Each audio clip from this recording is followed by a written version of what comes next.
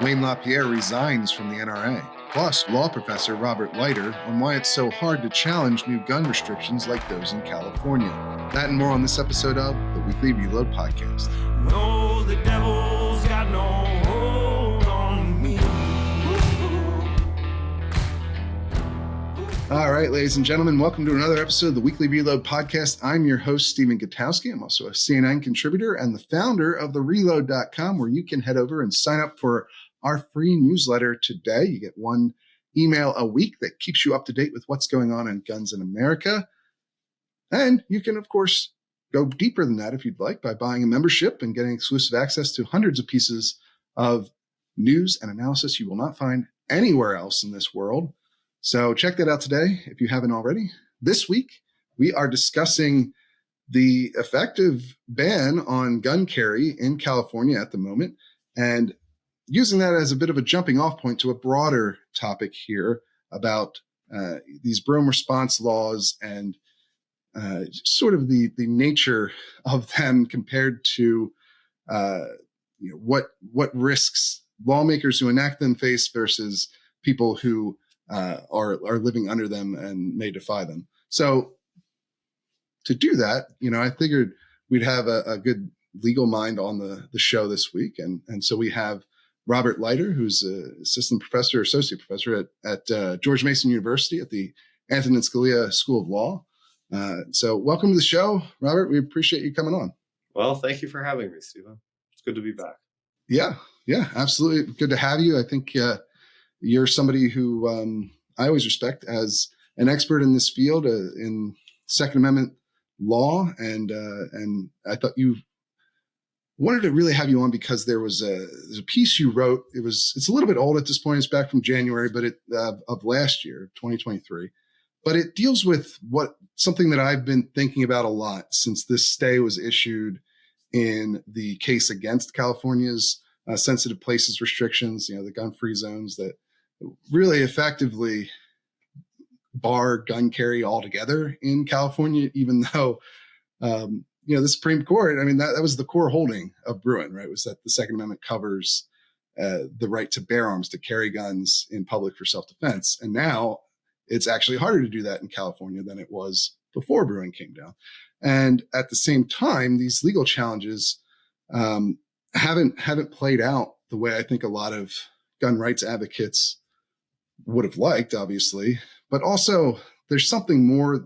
We'll get to some of that, I think, later on in the show. But first, I want to talk about this concept that you laid out in this piece called the asymmetry of legal liability that faced, where essentially people who are subject to these laws could defy them because they're likely unconstitutional, right? And you've seen a lot of federal judges come to that conclusion.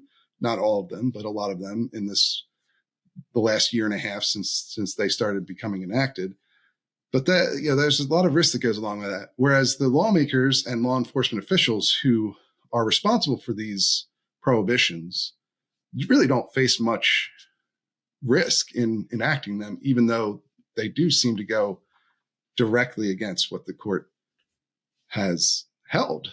So can you just explain this concept a little bit more, this asymmetry of legal liability here?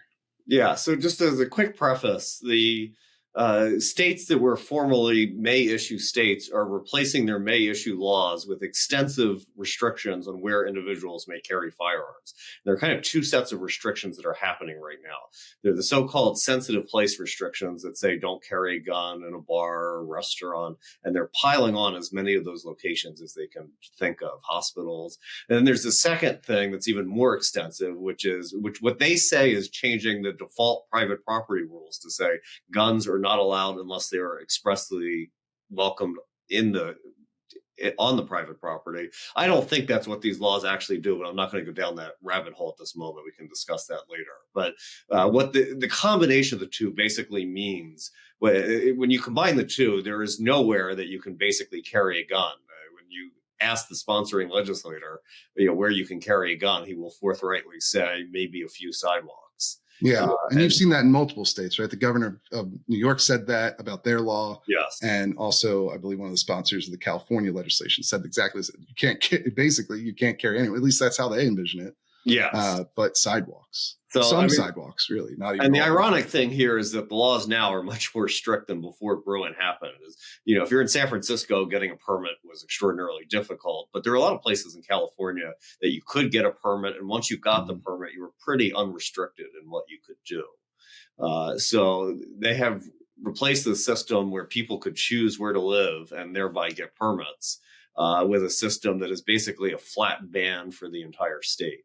And as far as the asymmetry of risk goes, they are backing these location restrictions with felony level penalties. I mean, New York, carrying in a prohibited place comes with the same sentence that carrying an unlicensed gun did before Bruen was decided. So, usually when you have these sensitive place restrictions, there are a few places that have felony level penalties, often, sometimes courts, often schools, but most are kind of misdemeanors or infractions, especially if you have a license. But what these states are doing is backing it with felony level penalties. And what they're doing is they're putting gun owners at enormous risk, that they're basically saying the whole state is off limits. And if you get caught in one of these places, you will be tagged with a felony, and maybe you'll go to jail, maybe you won't. But at a minimum, the felony penalty comes with enormous collateral consequences, including loss of a right to own a gun.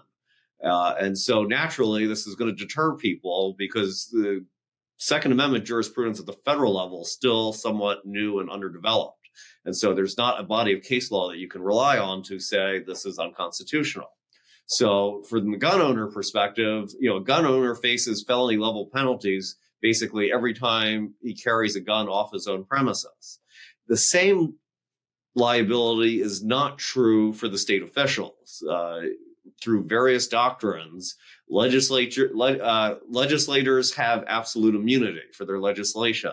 And it is not the writing of the law that is the constitutional violation. It's ultimately the enforcement of the law that is the constitutional violation. But police are protected by something known as qualified immunity. So if you try to sue for a violation of your constitutional rights, the courts will not allow damages to be laid against the individual officer unless the law was clearly established. And this is, again, a problem because this area of law is new and few things are clearly established right now. And so the Supreme Court, with the conservative justices in the lead, have said that you can't hold individual officers liable unless the law was clearly established, by which they mean the officer either knowingly violated the law or, is basically plainly incompetent, as the court has said. And that's a very high bar to meet under any set of conditions, and it's especially a high bar when you have a novel area. Now, you might be able to have a federal prosecution for willfully violating constitutional rights, but number one, the Biden administration is not going to do that.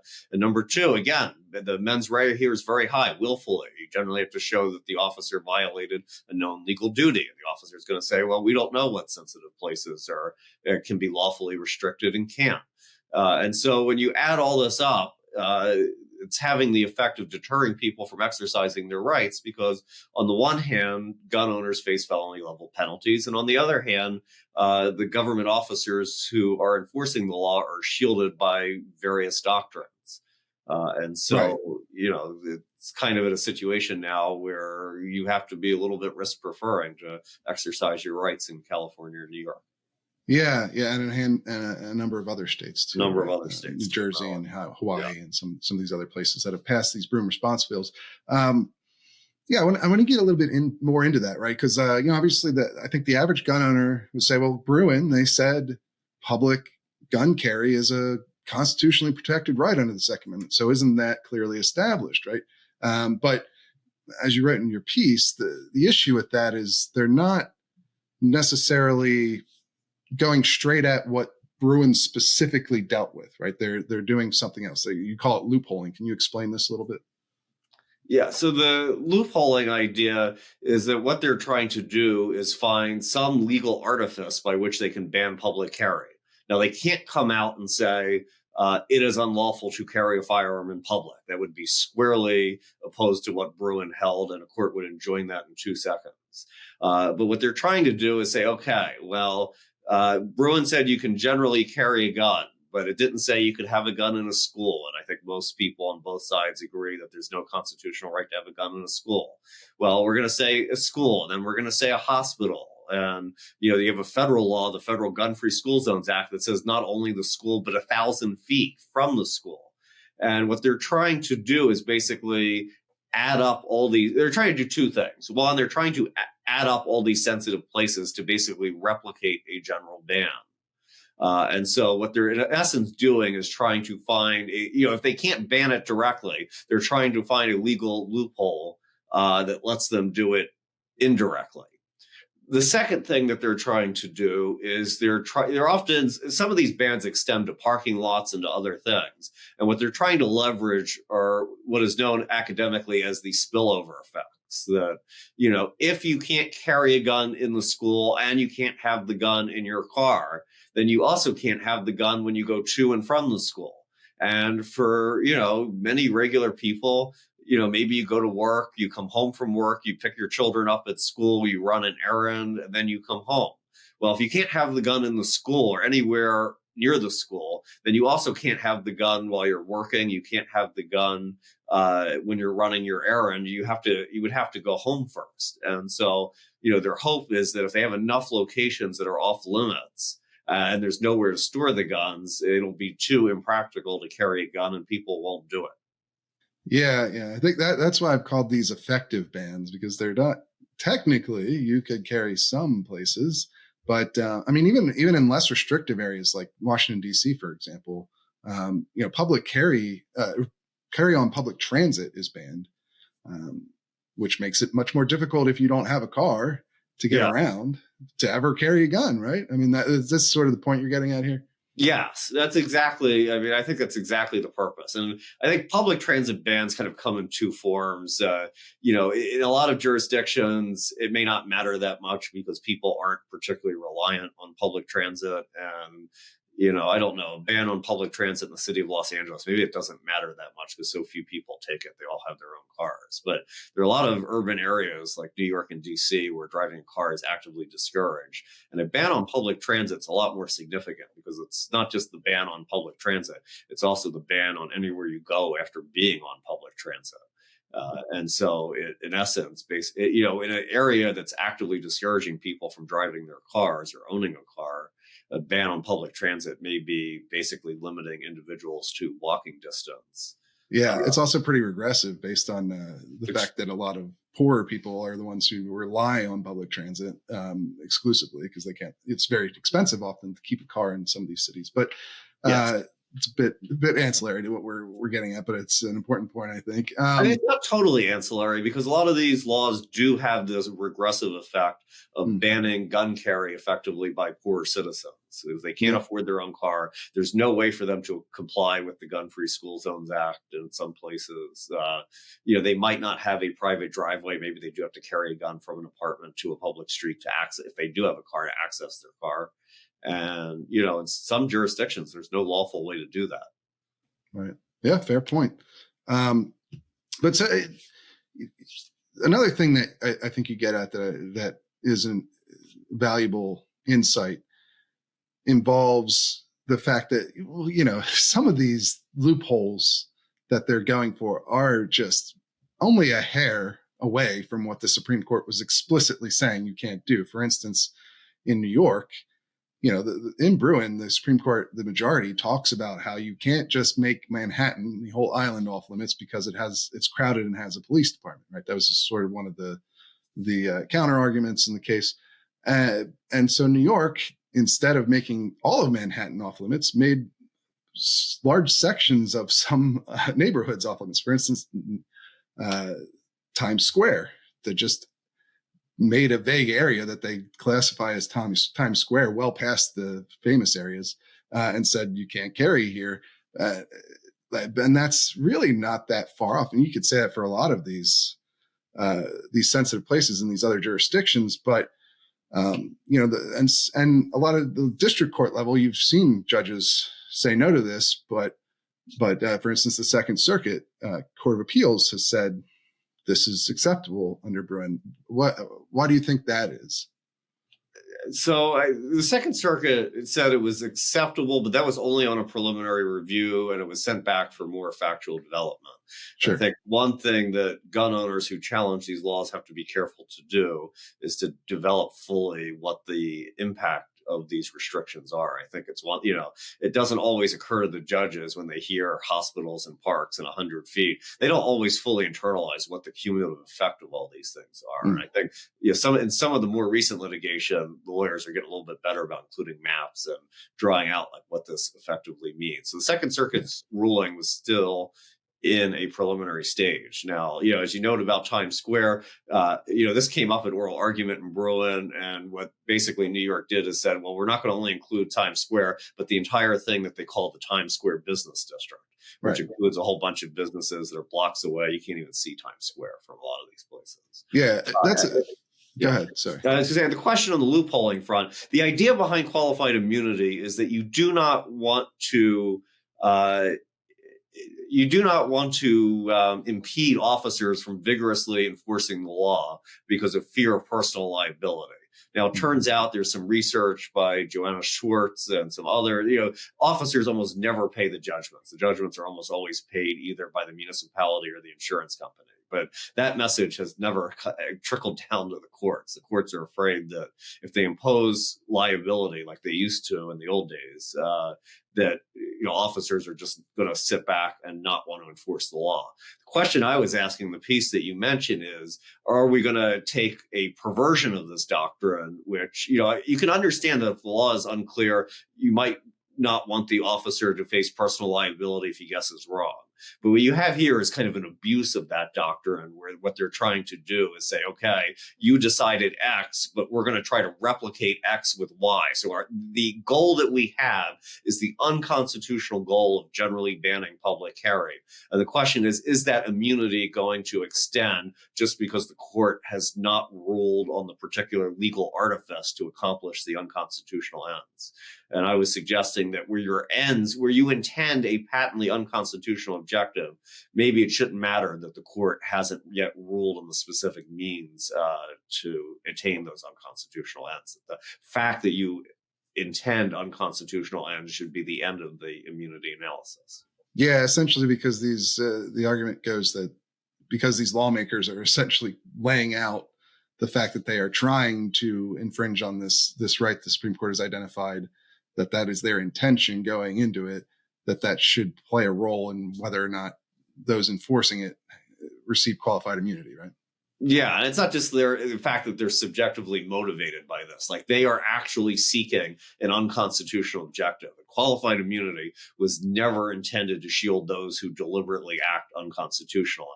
It was intended to, shield those, especially in areas where the law was rapidly changing, from facing liability if they guessed wrong on where the law would develop. And I think perfectly legitimate case of qualified immunity in this space, the legislature bans guns in schools, courthouses, and hospitals.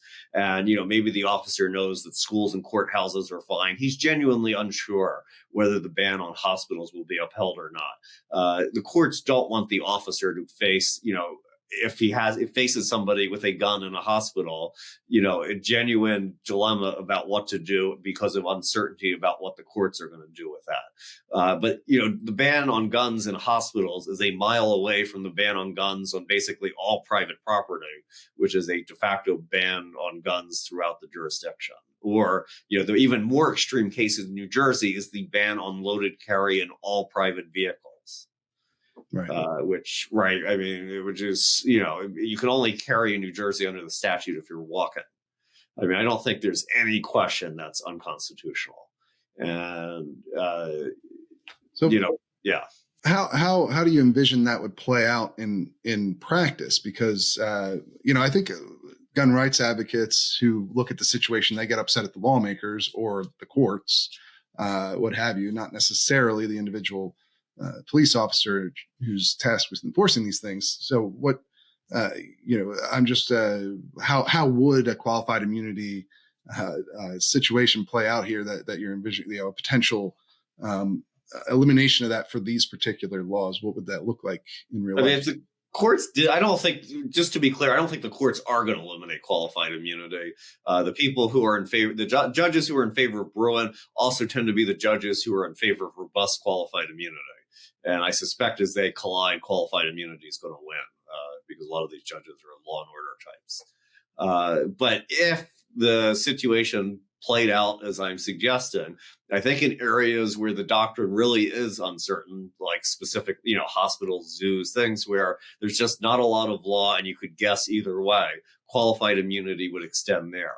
But where you have the really, really broad bans that are replicating total bans on public carry, those, I think you would say no immunity at all. But again, the unfortunate thing here is that the legislature is driving this, but it's the officers who get caught in the middle because it's the officers. It does not ripen into a constitutional violation until the officer decides to arrest. I guess presumably that would lead to perhaps legislatures being more careful about enacting these sorts of things if their law enforcement officers are potentially held liable for what they're doing. Yes. And I also think, to be clear, you have all these statutes being passed. I have not yet seen a law enforcement officer or chief law enforcement officer say, we're going to enforce these laws vigorously in this jurisdiction. Many of them are in a hold and see pattern. Some of them has said, well, I'm not sure we're going to go there. Many of the officers themselves, the individual officers, are also pro-gun and don't necessarily agree with the policy. And so, right. They may not want to take the personal risk. There is some risk that they face liability here, because there is this kind of attempt to undermine Bruen, and is pretty transparent attempt at that. An easy way for them to avoid liability is just not to enforce the law. But that paradoxically makes the law harder to challenge in court because, again, the constitutional violation is not the passage of the law. It is the attempt to enforce the law against the individual.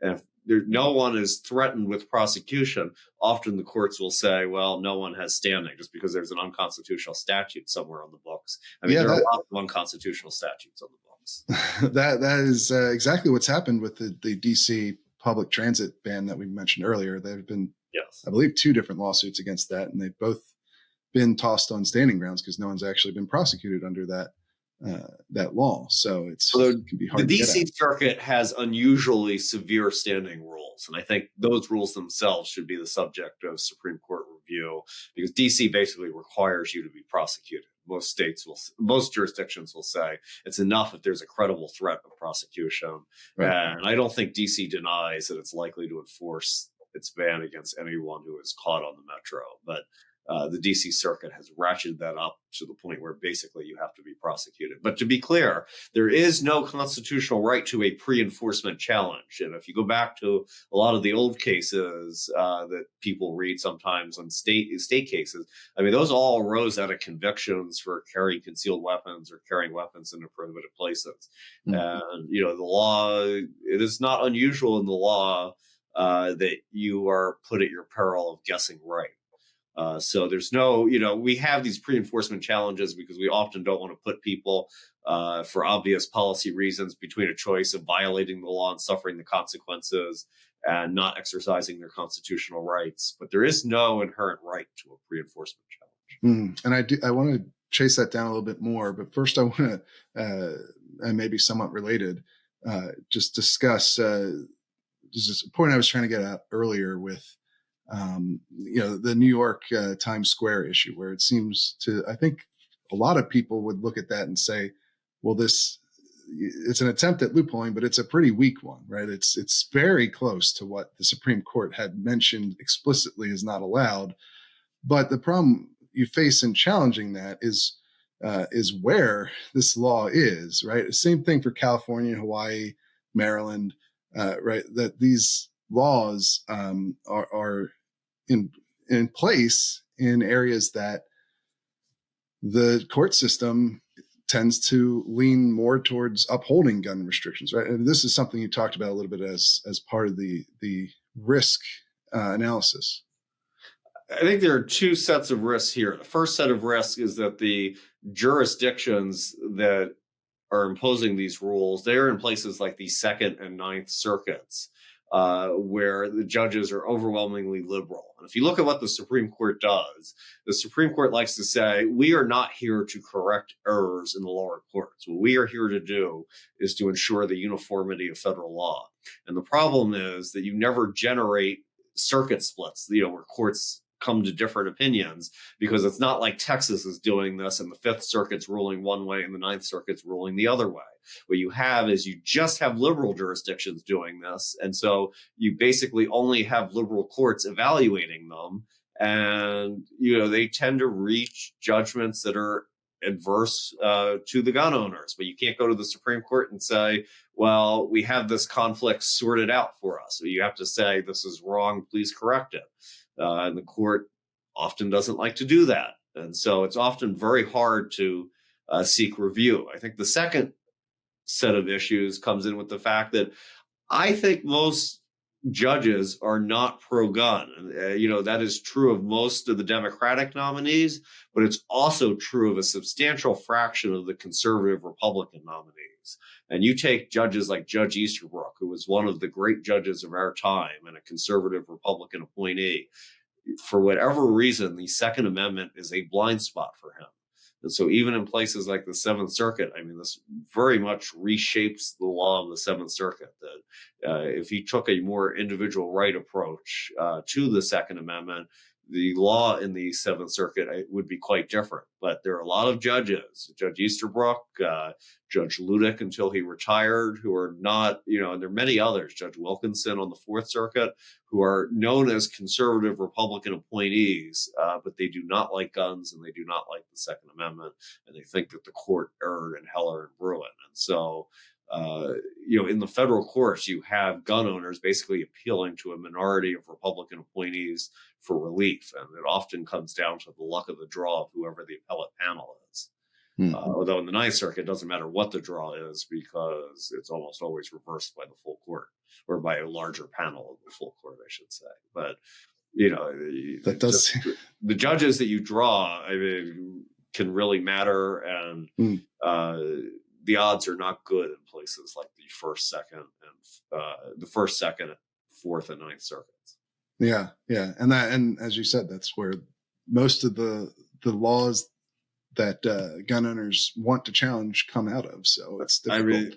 Maybe Texas could pass one of these laws and start enforcing it just to produce a Fifth Circuit judgment. But it'd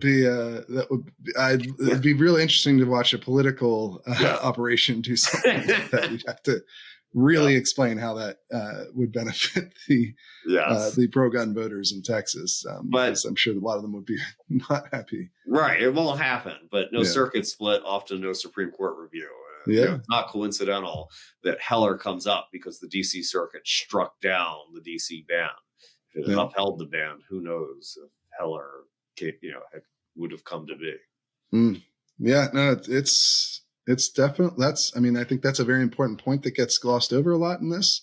And circuits really do matter. I do not think that the Fifth Circuit or even the Third Circuit would have put a unexplained administrative stay on the California lower court ruling that found all of California's sensitive places unconstitutional. But that's just guessing, just speculation. Anyway. Maybe. I think sometimes people read too much into the administrative stay. Sometimes these things are just issued because judges haven't had a chance to look at it, and they're either preserving the status quo or think they're preserving the status quo. I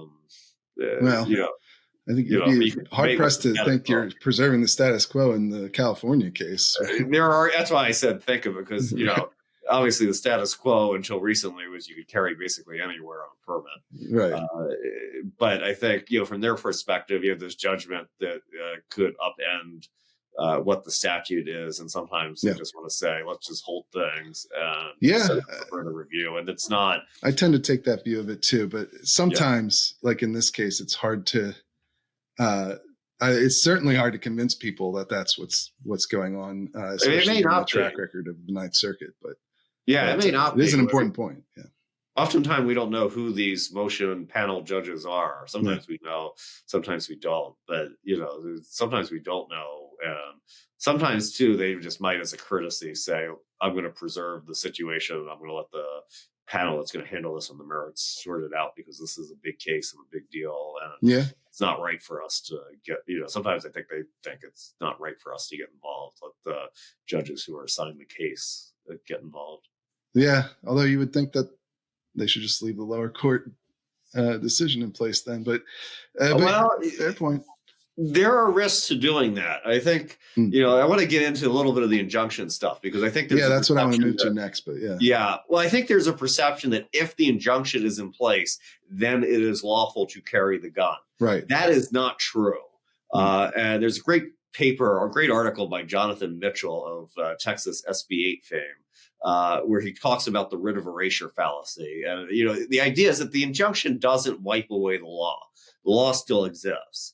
And it is, in fact, the case that if the injunction were later dissolved and people carried a gun unlawfully while the injunction was in place, they could be prosecuted, including for conduct that occurred while the injunction was in place. Because the injunction simply stops the law enforcement officers from enforcing the law against particular plaintiffs. It does not wipe the law away. And so, I think the average person doesn't understand that legal technicality and thinks if the injunction is in place, then it is lawful to carry a gun. That is not true. There is legal risk, even with the injunction in place, that if the injunction goes away, they could come back and prosecute people who violate the injunction. I think, maybe they wouldn't do it here. They might very well do it in some of these assault weapons and high capacity magazine cases, because sometimes you'll get a district court stay and people the Freedom Week stuff.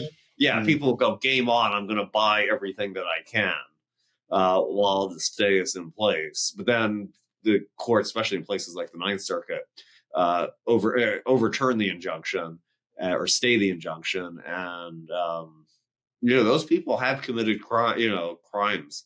Or those people have violated the statute and they can be prosecuted for it. The particular plaintiffs who are the subject of the injunction can't be prosecuted while the injunction is in place. And so these are dangerous things to do from a legal liability perspective. Yeah, that is an important point, especially because I think to the average person, or even to someone like me, a reporter who's following this stuff but isn't a lawyer, and in the injunction phase of a case and the merits phase of the case often play out the same way, at least within the same court, not necessarily on appeal, right? But and so it kind of can be mixed together. But I think you're making a very important point here that you shouldn't necessarily view it that way, because especially with Freedom Week sort of situations where a lower court judge puts an injunction on a ban on certain kinds of guns or magazines, and then for that week, while technically the injunction only applies to the plaintiffs, most law enforcement in practice aren't going to go out and arrest people while the injunction's in place. But after it's lifted, they could still come after you for sure. I mean, the law just goes back into effect then, and what you were doing, it was always in effect, like you mentioned, except for as applied to these specific plaintiffs. But there's a risk. There's a risk to it. Even for the particular plaintiffs, the law is still in effect. The law enforcement officers may not be able to enforce the law while the injunction is in place. Just enforcement that gets right. But if a higher court determines that a lower court was wrong to issue the injunction, then they can lift the injunction and the crime was still committed. Right.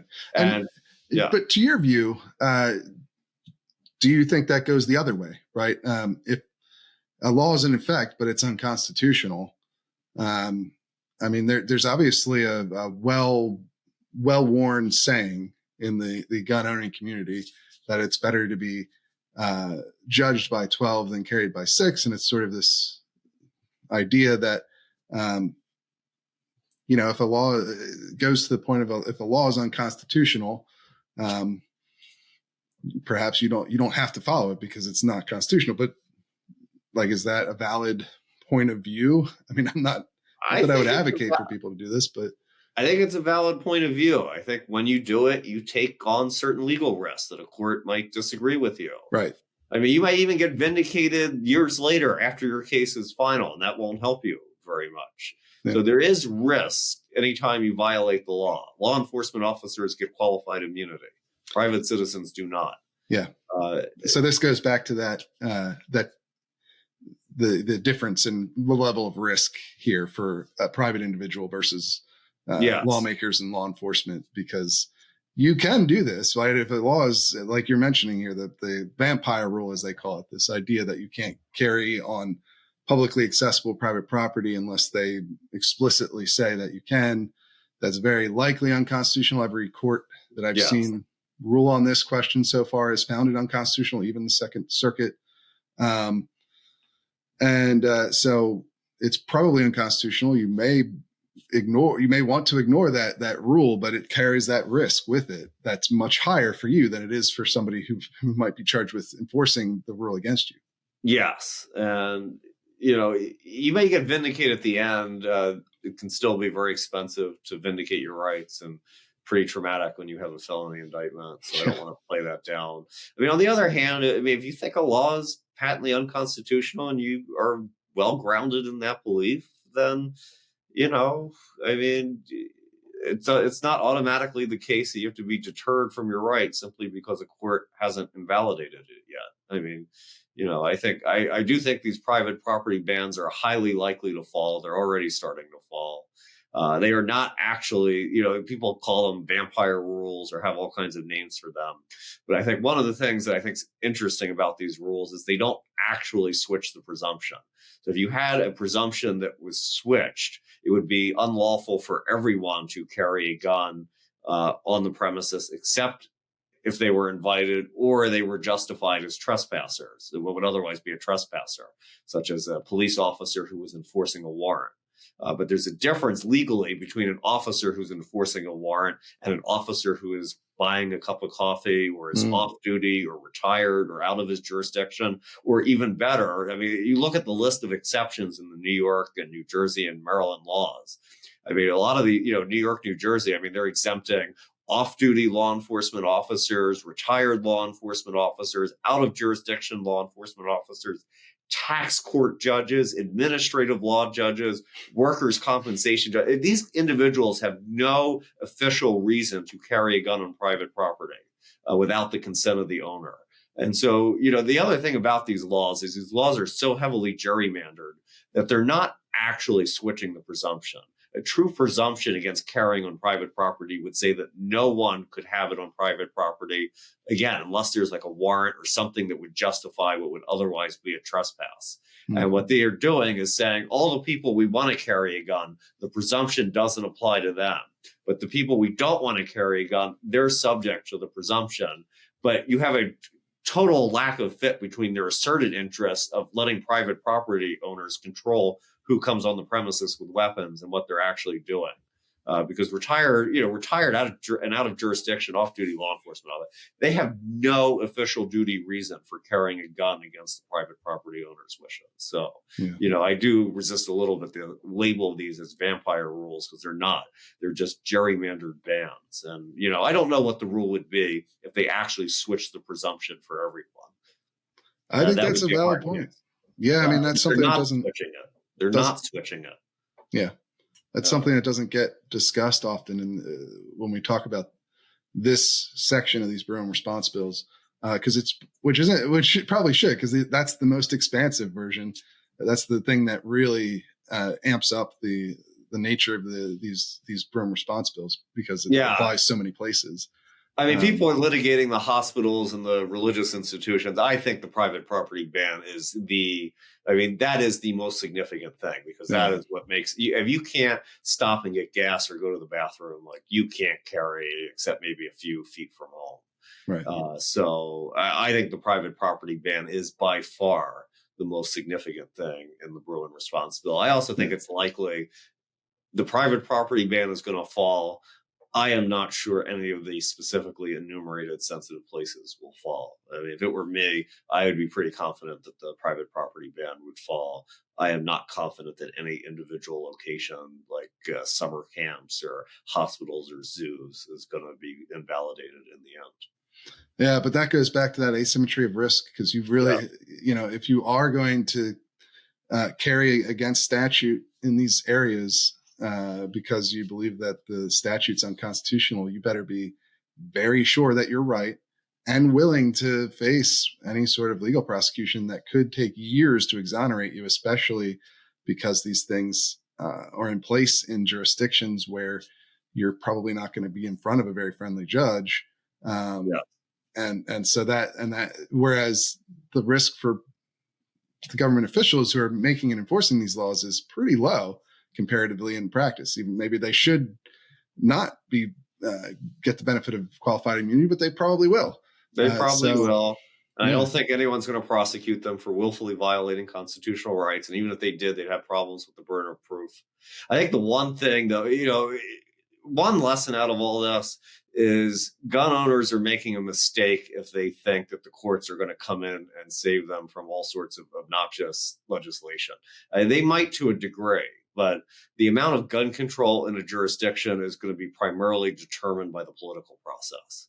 Elections matter, the quality of candidates and the people that are put up matter, getting the vote out matters. Most of this is going to be decided in the electoral realm, not in the judicial branch. And so, this is just, if gun owners think they can give up on politics and litigate their way to their preferred policy, they are making a serious mistake. And there are options. No, they're not going to prosecute the officers. I mean, qualified immunity is probably going to shield them. But if gun owners win elections, there are other options. And, maybe they're never going to win enough in California.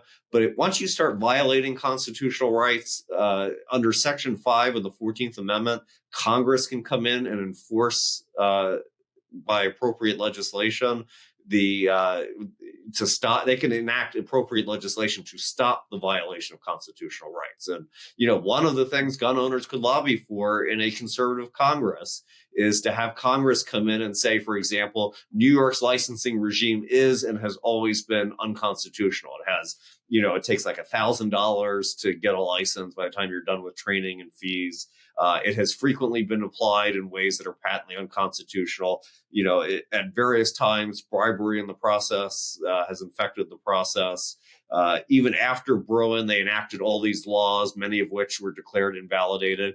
And once you build that record of unconstitutional conduct, much like Congress built a record of unconstitutional discrimination voting, even after the 14th and 15th Amendments were passed, then Congress has the power to enforce the constitutional rights through appropriate legislation. Congress could come in and say, New York's licensing law is not allowed. And, if New York wants to require a license to carry a gun, it can only charge $100 and it has to issue the license in 45 days. And so, there is this power of Congress under Section 5 of the 14th Amendment to override state law when state law violates constitutional rights. And this is an area that I think gun owners have not relied on. But Congress could come in here and preempt specific jurisdictions that are violating rights. But again, these and this is ultimately what happens in the voting context with the Voting Rights Act. The Supreme Court says literacy tests were not facially unconstitutional, which means that they're not unconstitutional in all their applications. Congress went back and investigated literacy tests and said, look, these are almost always used to discriminate against minorities. Therefore, they wrote in the Voting Rights Act, no literacy tests as a condition of voting. Congress could come back here and, compile a record and say, look at all the different ways that these jurisdictions are trying to infringe the right to bear arms. We are going to preempt, in these jurisdictions, these laws, and we're going to set, Congress might even be able to set the licensing policy in these states and, and do this. But this is all, desegregation ultimately did not happen because of Brown versus Board of Education. Desegregation happened when the Johnson administration threatened to cut off federal funds for schools that were still practicing segregation. Which was a while after the Brown v. Board. It was about ruling. 10 years after, maybe a little bit more. Yeah. And so, courts are not going to implement Bruen. The political actors are. Elections matter. Yeah. And, that's, I think, the core message here. That makes quite a lot of sense. All right. Well, look, we appreciate you coming on the show and sharing your expertise on this topic. I think you're one of the most interesting writers and academics in this space. So I always like talking to you and then, giving you a voice giving you an opportunity to talk to our audience as well. So we'll have to do this again. I think in the near future, perhaps maybe when we get further down the line on how the implementation of some of these laws go, when we start seeing prosecutions perhaps related to these, because I don't know that I've heard of any in particular yet. I'm not sure that they are, and I suspect a lot of the law enforcement officers are themselves too nervous. I'm sure they will prosecute the courts and the legislatures and those sorts of things. I'm not sure the private property ban's getting enforced anytime soon. Yeah. All right. Well, thank you for having me. We will absolutely bring it back on. Yeah. Thank you. Thank you so much. And we will head over to our news update now. All right. Happy New Year. All right. Here we are at the news update. This week, contributing writer Jake Fogelman is actually on vacation, so he should be back next week. But in the meantime, it's just me here with you guys. Let's get right into the biggest breaking news that we've got for this week. Sort of a Friday news dump situation with the resignation of Wayne LaPierre being announced on Friday by the NRA in what comes as a major shakeup to the gun rights movement. Wayne LaPierre has obviously been the face of the NRA and its leader for decades now. He's seen the organization through tremendous growth to the point where it reached really the pinnacle of political power in this country, where they effectively helped elect a president, Donald Trump, in 2016. They spent $54 million in that race. They grew membership to over 5 million members under his tenure. And now he's gone. But of course, one of the major reasons he's gone, it sure seems, is that he has been dogged by allegations of corruption, some which the NRA and he have admitted to. The use of NRA funds for personal expense has been the center of these allegations.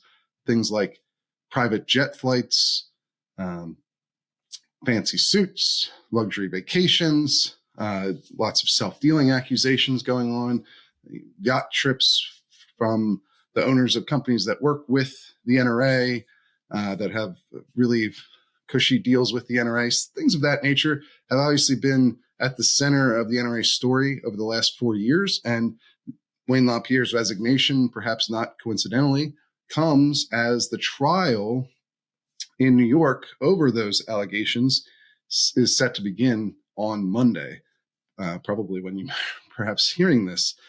So pretty major shakeup there at the NRA. He actually will not be out of his position as executive vice president until the 31st of January. So he will be in there technically through this trial. At least most of this trial is expected to take 6 weeks.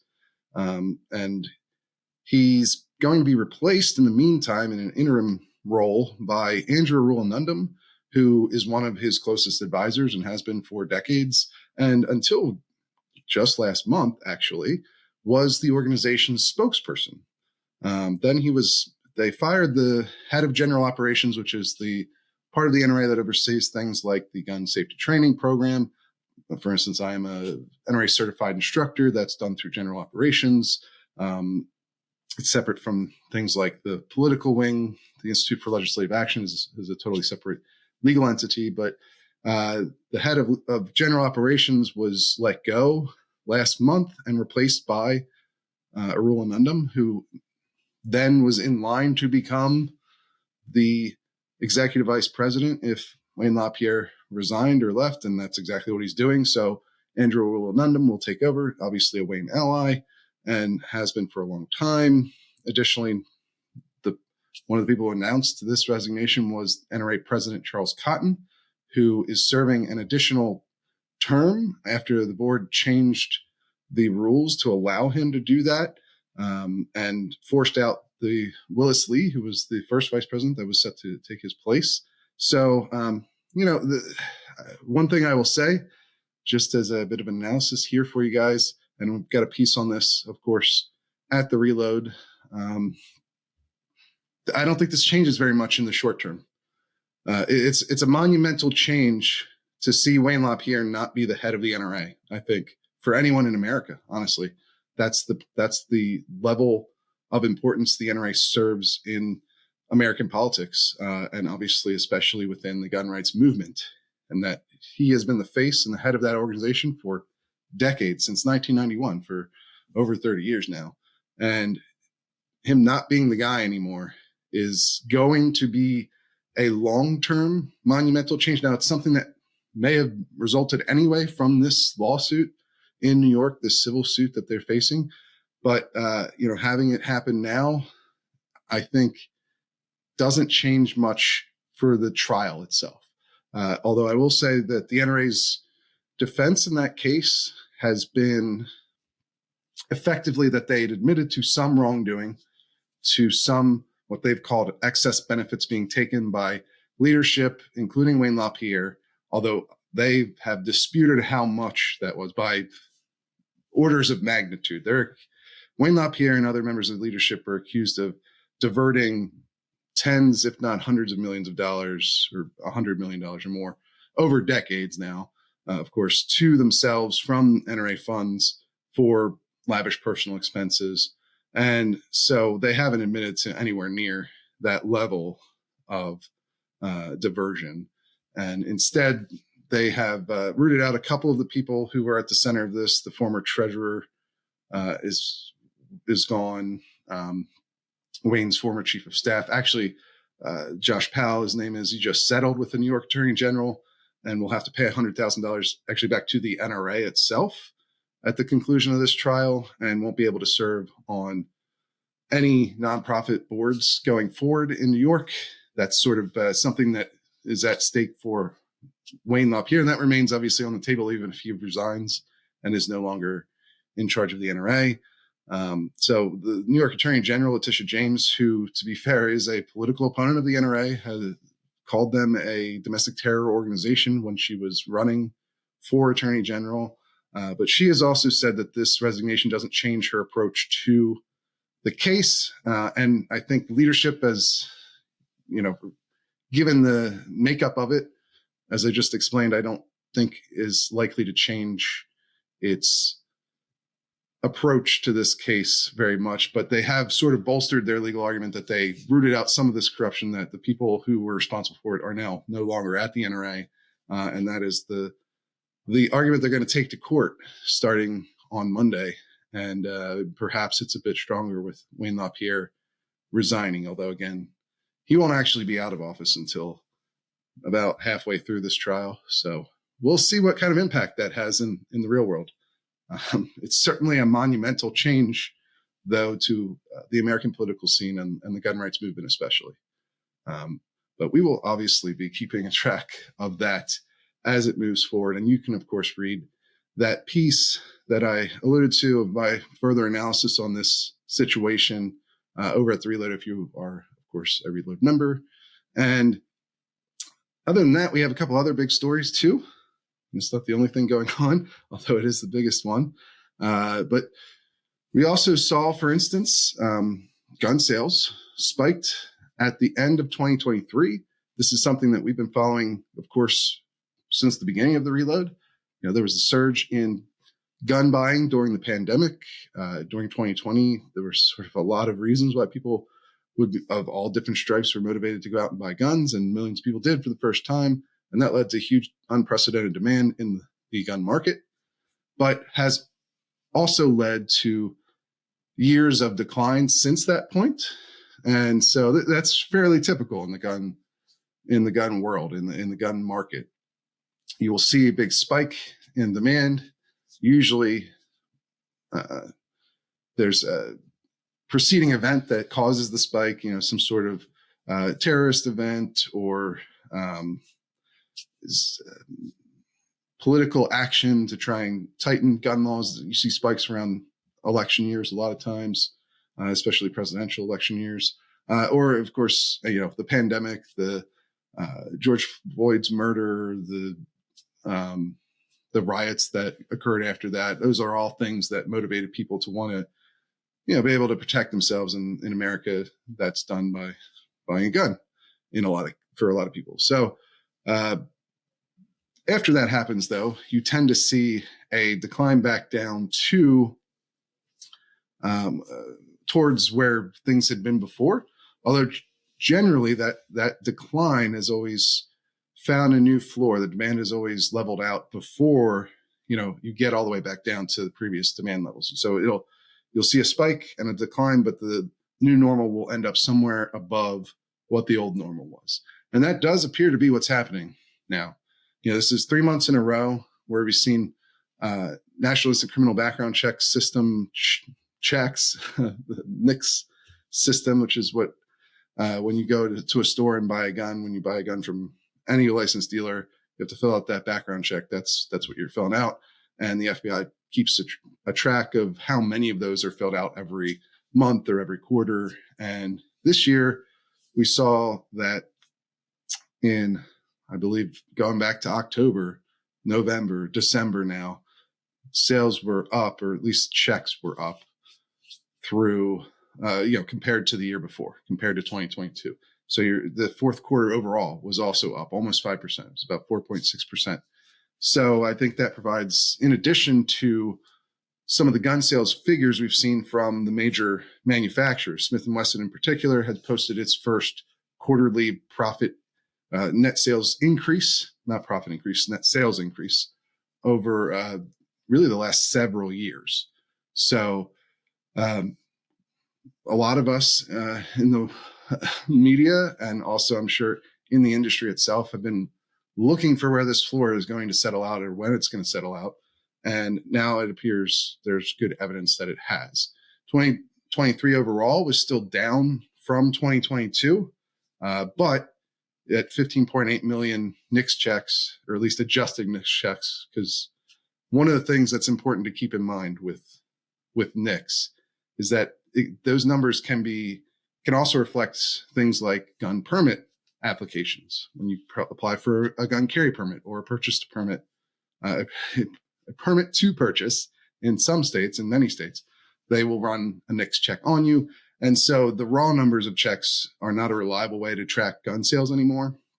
Instead, the National Shooting Sports Foundation, which is the gun industry's trade group, will actually go in and try and use the coding that the FBI puts on each check. They categorize them, and they'll estimate how many of the checks were actually gun sales related. And that's where the 15.8 million number comes from. That is down from 2022 a little bit, but it is still above any year before 2020.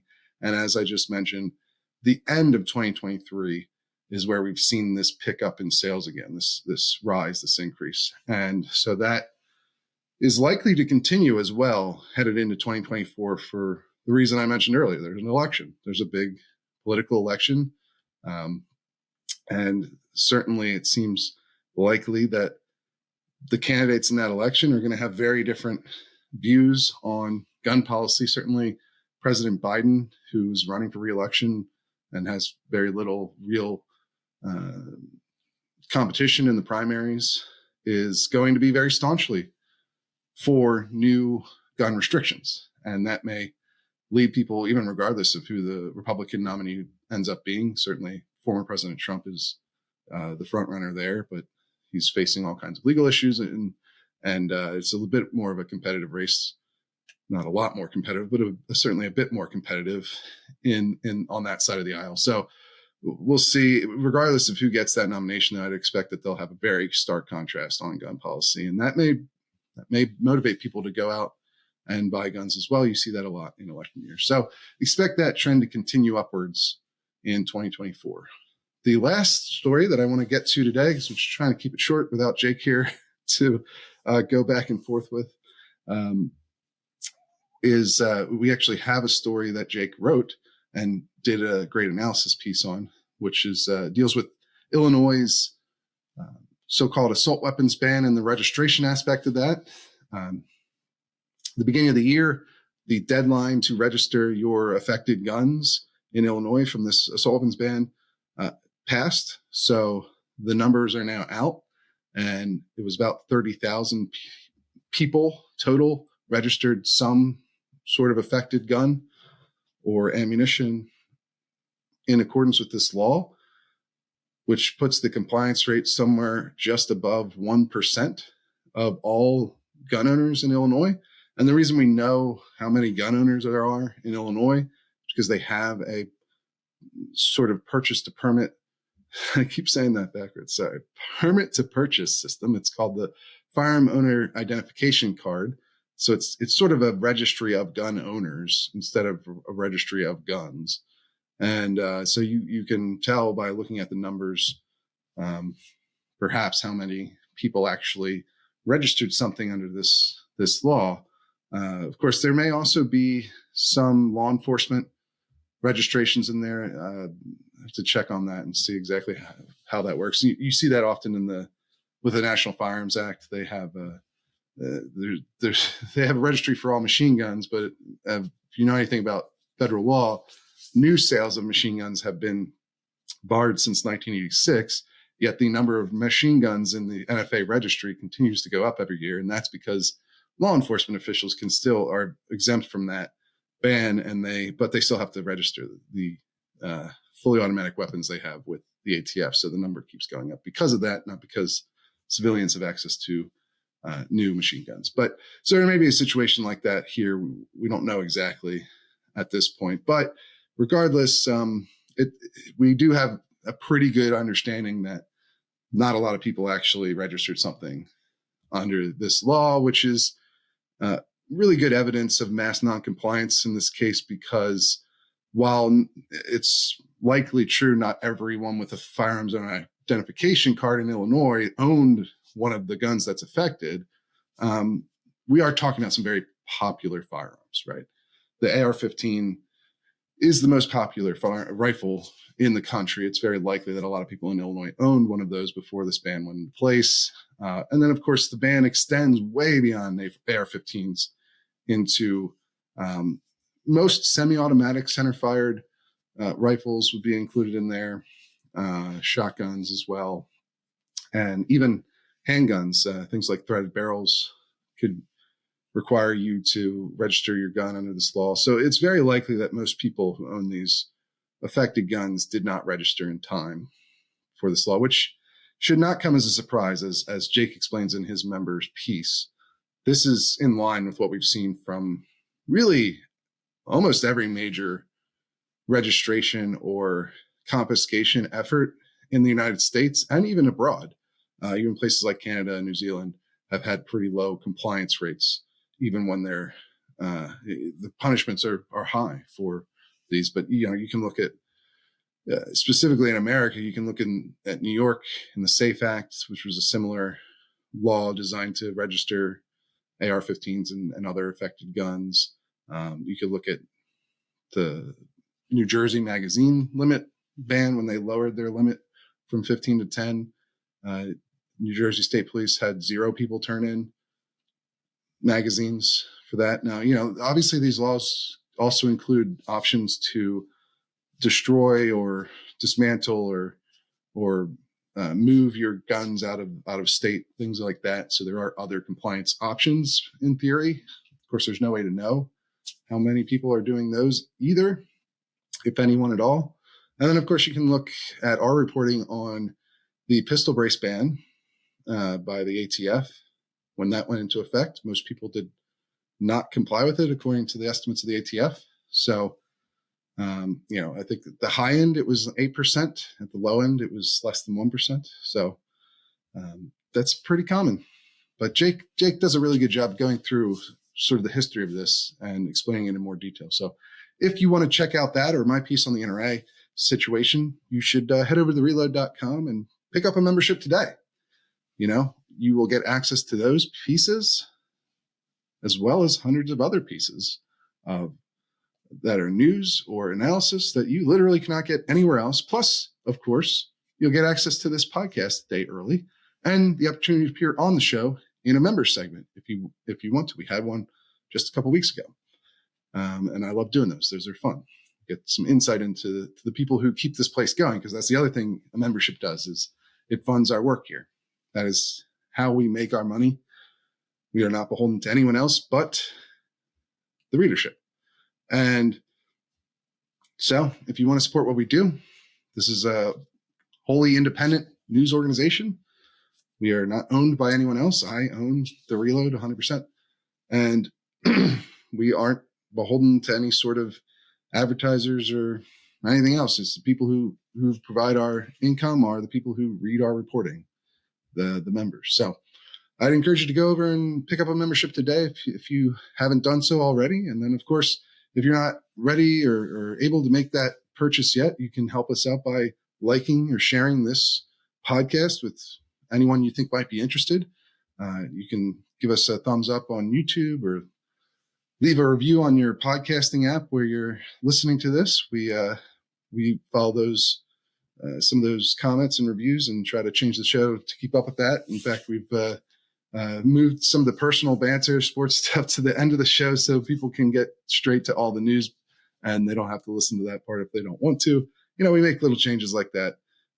I've tried to let the guests speak more. That's a common, or has been something people request in the past. So I do my best to get more out of our guests. So I just the point is I try to listen and make changes when you guys ask for them. So so I do read those comments and reviews. So please go ahead and leave me one. All right, that's it for this week. We will catch you guys again next week. No, the devil's got no